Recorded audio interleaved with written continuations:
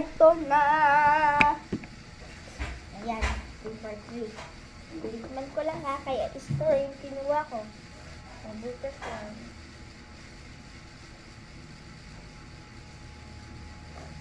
Tikman ko.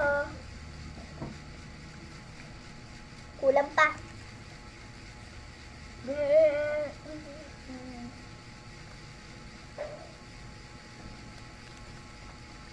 Lasang lemon pa rin.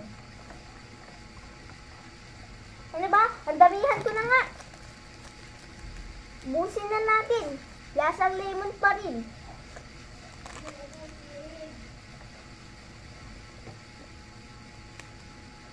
Pour, sarap ang juicy. Manating. Ikaw nga manikim na, lasang lemon sa akin eh.